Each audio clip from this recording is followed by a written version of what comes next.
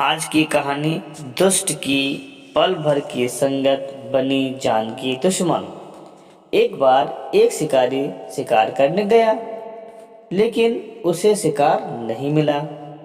थकान हुई और एक वृक्ष के नीचे आकर सो गया। हवाएं चल रही थीं। हवा का वेग अधिक होने से डालियों के यहाँ वहाँ हिलने के कारण वृक्ष की छाया कभी कम ज्यादा हो रही थी। वहां से एक अति सुंदर हंस उड़कर जा रहा था। उस हंस ने देखा कि वह व्यक्ति बेचारा परेशान हो रहा है।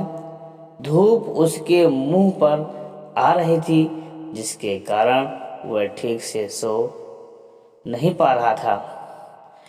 वह हंस पेड़ की डाली पर अपने पंख फैलाकर बैठ गया, ताकि उसकी छांव में वह शिकारी आराम से सो सके। जब वह सो रहा था, तभी एक कौवा आकर उसी डाली पर आकर बैठा।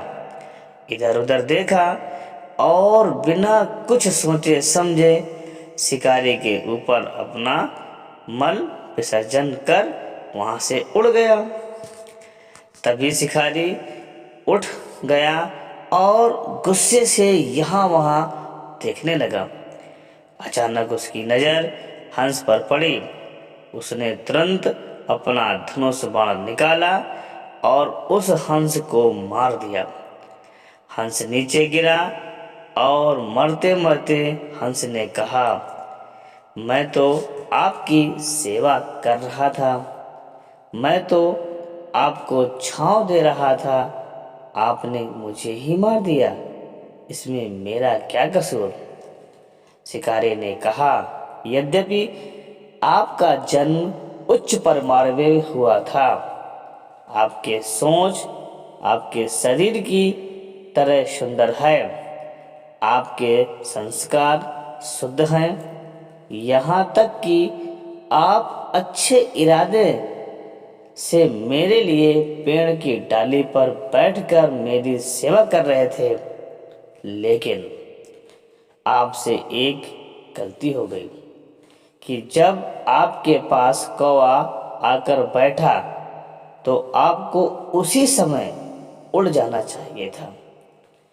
उस दुष्ट कौवे के साथ एक घड़ी की संगत ने ही आपको मृत्यु के द्वार पर पहुंचाया है। शिक्षा। हमारे जीवन में संगत का बड़ा योगदान है। संगत हमारे जीवन को बहुत प्रभावित करते हैं।